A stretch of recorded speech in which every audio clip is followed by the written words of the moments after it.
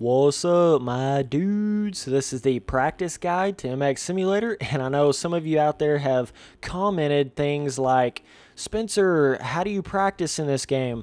What kind of tracks do you practice on? How do you do all that? So, thought I'd come in here and kind of explain some of the different things I've learned with practicing, because I think it's pretty important. I mean, that's how you actually get better at the game. So, right off the bat, and this goes with anything in life, you have to have the passion for it. You have to have the want for it. If you're just blindly on there running laps, it's not really going to do all that much for you. Like, you actually have to want to be better. I know it sounds so stupid, but you can't just be on here like not really giving a shit and just running laps and like, oh, I don't really care what I'm doing. You actually have to want to focus and try to run faster laps and try to run more laps without crashing and try to do those things. Every time you're on that bike, you have to almost train your mind to always be in this sort of like super focus mode, like super, you really care about what you're doing. You're serious about it every time you really want to practice in this game. And yes, it is a video game. I understand that. Listen, I'm not trying to say that MX Simulator is better than real-life motocross. That's not what I'm saying at all. I'm just saying, if you're trying to get better at this game, you have to take it seriously, because everyone starts to take it seriously. So if you're not taking it seriously and you're over here picking your nose while you're practicing, then you're not going to be as good as those people. It's just that simple. So some other things I've learned is, if you're just starting in this game, do not ride on stock tracks. I know that kind of seems like the thing you should do at the very beginning, but really it's not going to help you all that much, because a lot of people think like a stock track is just super easy. It's like, oh my gosh, it's the tracks that came with the game. They're so easy. That's the ones I should start on. But really, that's not so much the case, because most of those tracks are so old that the tractions are so shitty that you're really almost hurting yourself more than you're helping yourself. So it's really better to ride on like a 2012, 13 sort of supercross track when you're just starting on this game, because those tracks are really pretty easy. Like, they're not that bad. They're great for a beginner level rider, and you're going to be getting more of a realistic traction than those stock tracks are. And even some of those stock tracks have some crazy jumps on them. Like, I mean, they're really not all that easy. I mean, some of them are easy because there's like literally no jumps on them, but really the layouts of them, and they're just so old and so like dinosauric that it's not really helping you as much as you might think. So, I mean, I recommend you riding on 2012, 13 AMA Supercross replica tracks, or riding on like 2013, 14 AMA national level tracks. That's going to be your best bet just to learn the game. Then once you get better, that's when you start moving up through the ladder and you go to newer and newer tracks. So now let's get to more of the advanced things that I've learned with this. So let me see here. Okay. So one thing I've learned is riding on sand tracks. For whatever reason, when you practice on like a sand track, whether it be like a supercross sand track or a motocross sand track or whatever, doesn't really matter what kind of track, as long as it's sandy, that helps you in this game, because it's exactly how it is in real life. Because with sand, it's almost like you're getting the experience of like really being able to lay that bike over, really being able to maneuver that bike, because the sand on tracks gives you so much more movement without like having so much risk in crashing or sliding out. So that's why I feel like sand is such a good way to practice in this game, versus like some kind of super hard packed track where you can't even really get the bike to slide any, because a lot of the skill to this game is actually being able to use the power to slide around and slide your back end around, but you can't do that as much on a hard packed style track. So I feel like that's why sand is such a good teacher sort of track in this game, and you'll know what I'm talking about whenever you go practice on a sand track for a while, and then you get back on a normal track.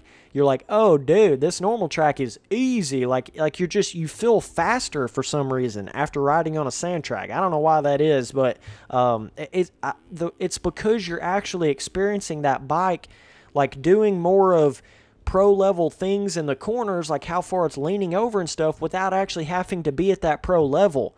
You know what I mean? It's like it's actually allowing you to get the full feeling of the bike in certain occasions. So that's a really big positive to practicing on sand tracks. Now, another big aspect is you want to be practicing on if you're like really trying to get prepared for a certain race or a certain kind of event or a certain kind of series, you want to be practicing on that exact sort of track. Like, for instance, if you're about to race motocross, you don't want to be over here practicing on supercross. You know what I mean? But even though I'm saying you need practicing on sand is good, I don't mean ride on sand all the time.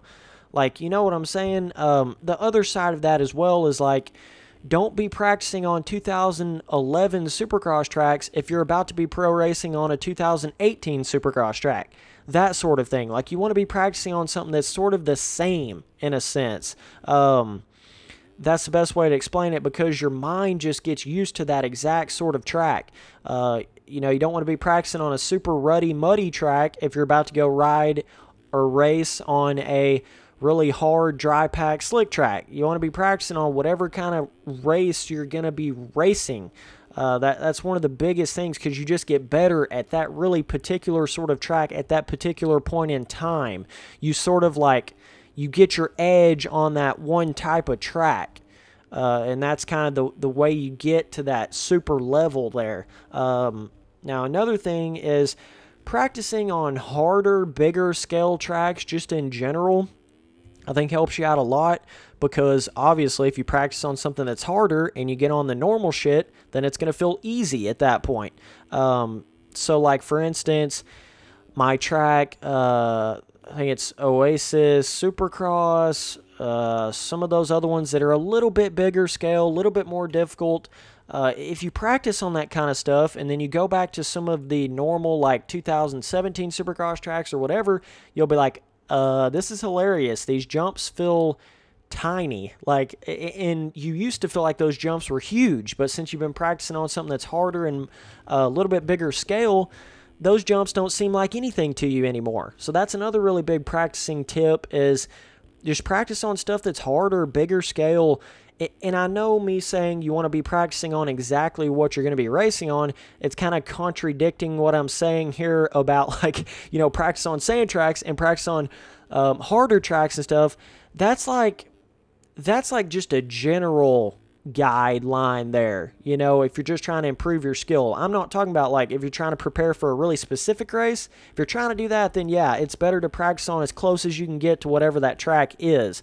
But if you're just practicing just in general, you know, it's good to practice on sand tracks and bigger scale, harder tracks. So another thing is, you want to, when you're practicing, you want to race as much as you can. You want to race other people. I cannot get across to people the amount of benefits that come with actually racing in this game versus just riding by yourself. I don't even really like to ride by myself in this game. I mean, I really don't, because I don't feel like I'm getting anywhere.